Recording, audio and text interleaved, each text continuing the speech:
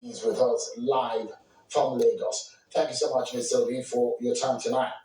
I think we need to go into some critical issues now because the expectations, huge expectations on anyone who wants to be Nigeria's next president. Nigerians are expecting them to get on the ground and solve the problem. I mean, one of the major issues is that of unity. What is your strategy for unifying a divided country as Nigeria if you were elected president? Well, so the first, thank you very much. It is a very critical uh, and problem that needs again hands on, uniting every part of Nigeria. The first thing when you want to talk about unity, you talk about justice, fairness, inclusiveness. I will ensure that every part of Nigeria is included. There's justice in the land, things are done fairly. We will consult, we will negotiate, we will make sure that nobody is left behind. Where we need to beg, where we need to appeal, we will do so. I will start by touring every part of Nigeria, ensuring that all of them understand what we are doing, understand, pose. We have to carry everybody along. When you do that, you start showing care. Every part have to simultaneously, consulted, dealt with, included in whatever we're doing.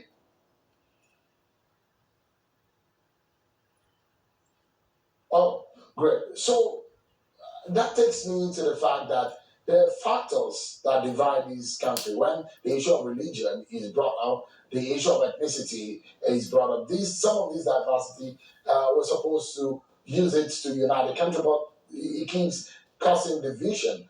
And I'd like to get your thoughts and your comments on the clerics and the Christian leaders who are said to have attended the unveiling of Vice President.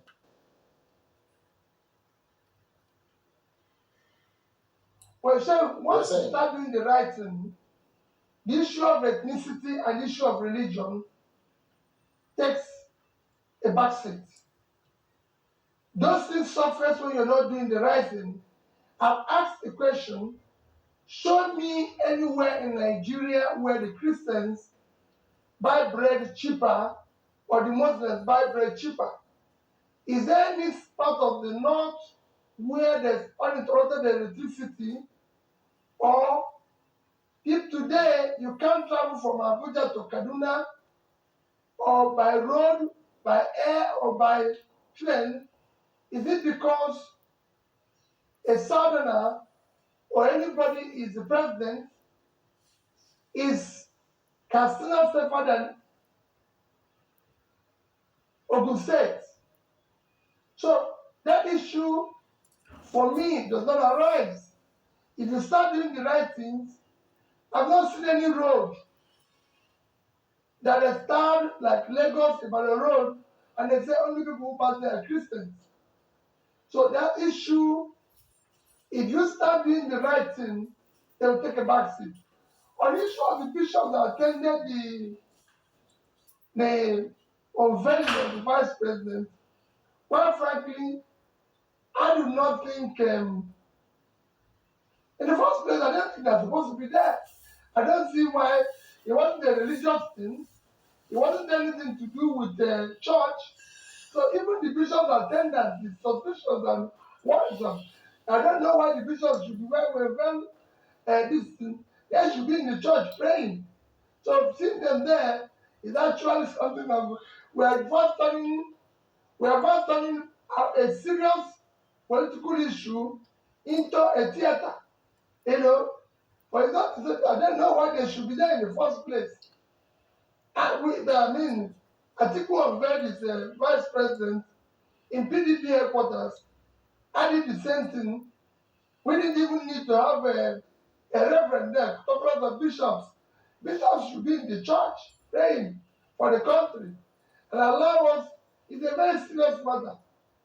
So they are coming there in the first place.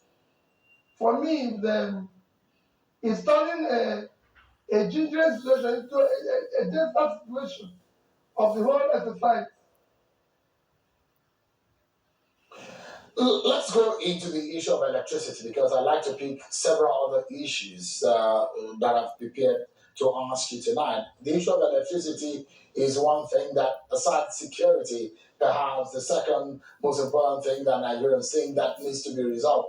You went to Egypt, and your agenda, as you said, was to look at what Egypt did differently in terms of electricity. So, what did you learn on that trip? And perhaps what is the take home for you? And if you were elected, how do you hope to resolve the electricity problem in Nigeria? How long can it take you? First and foremost, let me start by referring you to go and read what the Lee Kuan Yew of Singapore said and the ruler of Dubai. Ruler of Dubai, their own being recent, he said what he does is to learn from other countries what they're doing right and bring it back to Dubai and do it right. So for me, I go to where I think people have done the right thing to learn. Egypt, Vietnam, and India have deployed the fastest electricity program in the past 5 years. Egypt moved their power generation, transmission, and distribution from about 20,000 to over 55,000 today within 5 years.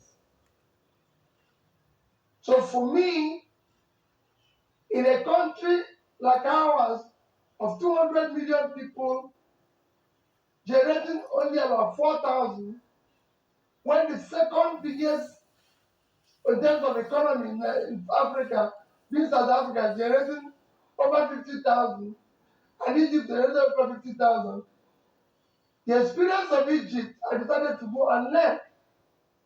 I visited the power plants to see what they were able to do within that 5 years. I visited the power plant, visited the company that executed the project, held a very useful meeting with the CEO of the company, visited the power holding company of Egypt,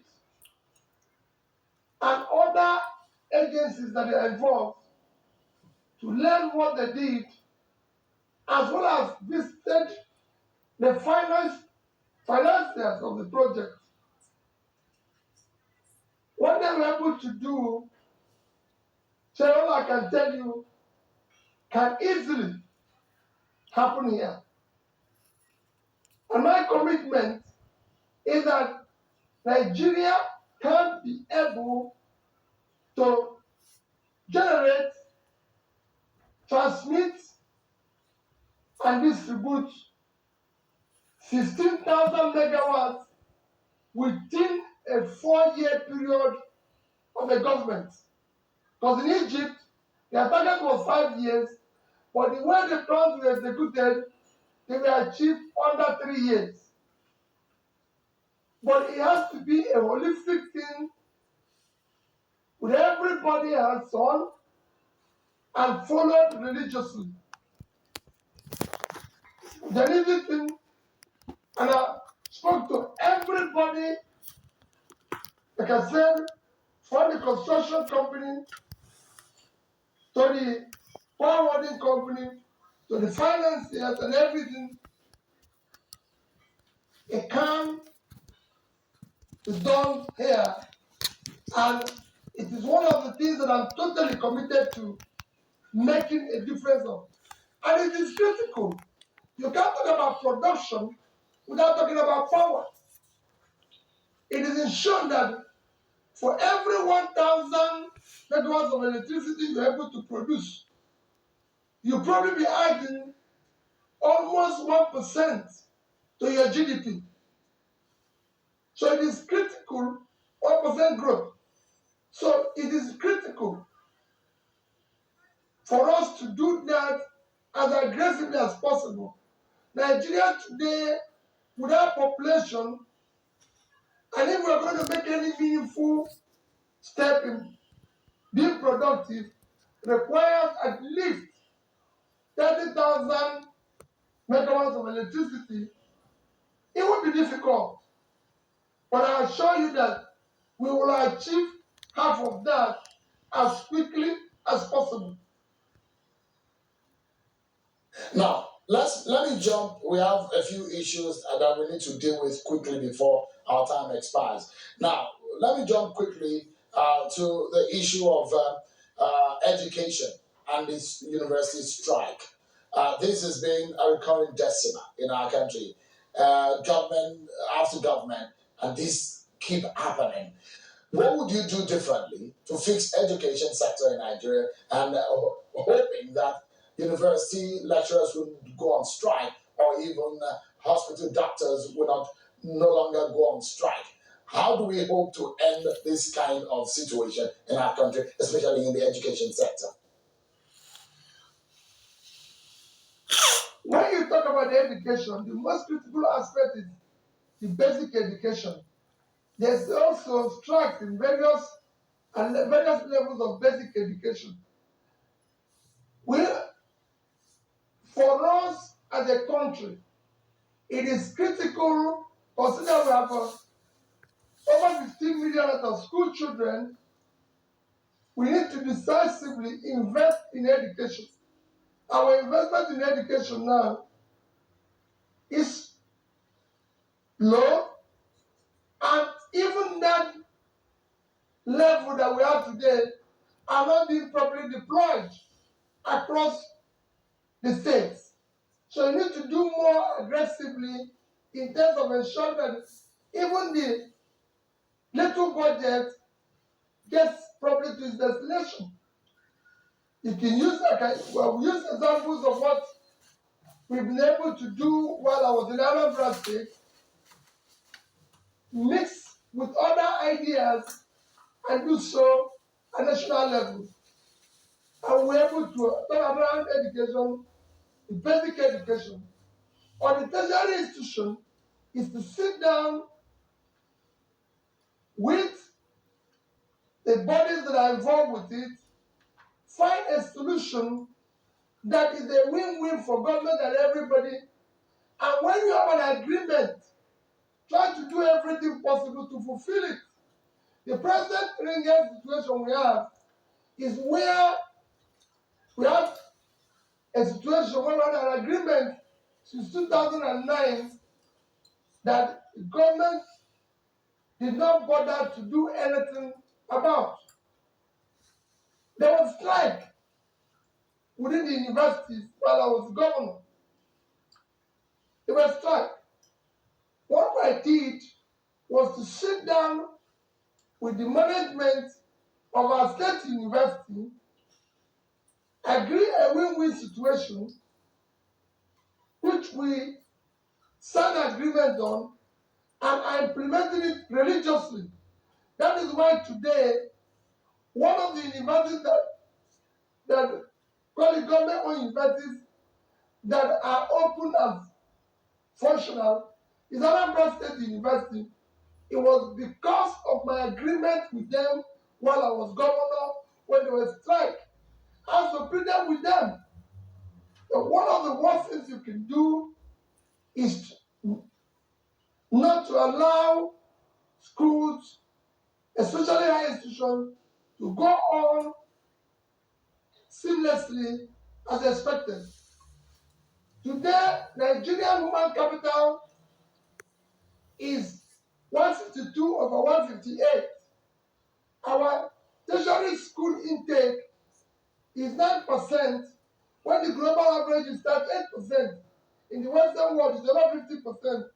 But global average is 38%, and we're 9%.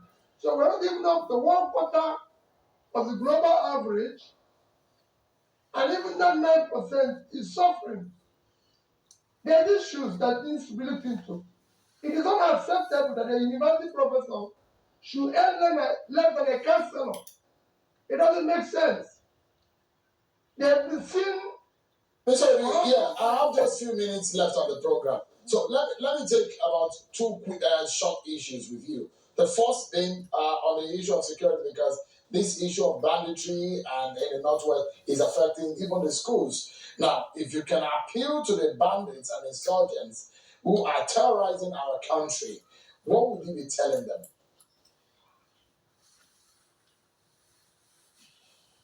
Well, like I told you about the issue of security, first I will deal with it in sense that I've also been able to see some of the kidnappers, the bandits, and everything, and some of them I've been able to meet when I visited prison were issue of unemployment. They had nothing to do.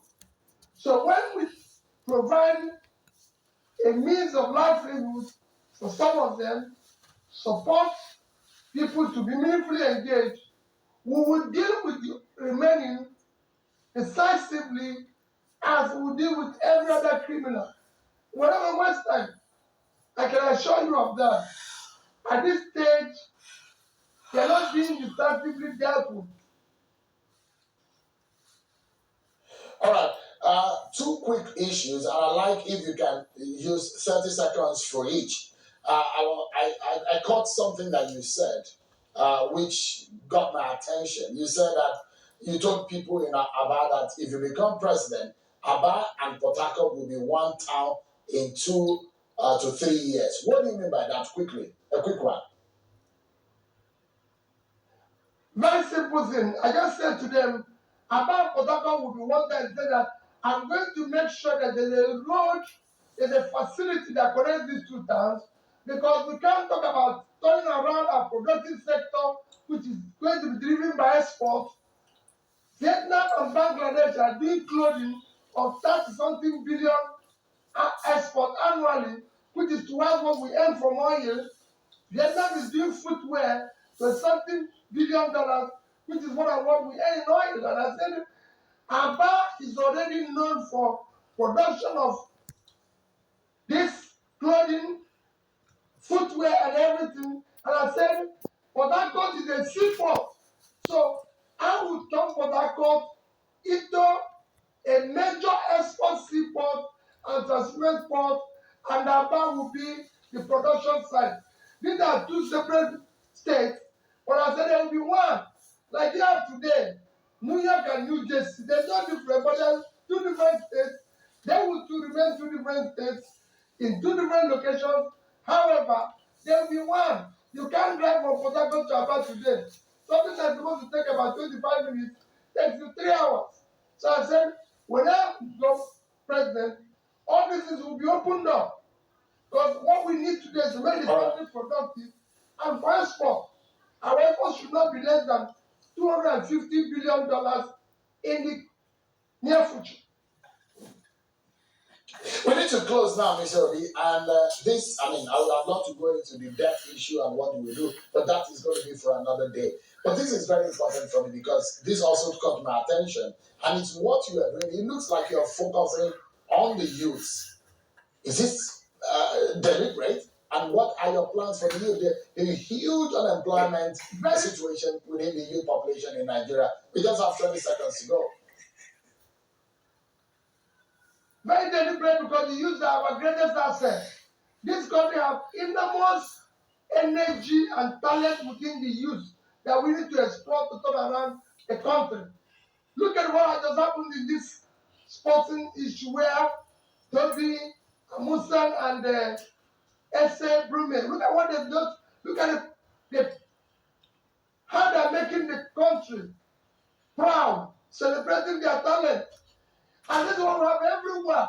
If you go into American NBA, out of 150 players, almost 100 are Nigerians. These youths are so talented that they are where you need to focus to unleash their talent and productive energy to turn around the country. When I talk about production, the greatest aspect for this production I'm preaching every day is the youth. And I want to invest in them. All they want is access to training, access to capital. And I know where to get it for them. And I'll be able to turn them around. Okay. platform. So we're totally out of time. I mean, I would have asked some other specific questions, but a lot to touch, but little time. But we're hoping that we'll get you again on the program. But sincere thanks for coming on. The presidential candidate of the Labour Party, Mr. Peter Obi. Thank you, sir, but we'll talk about it then. Because it's wonderful. Sure, yeah. Thanks so much. That's our show, everyone. Bye for now.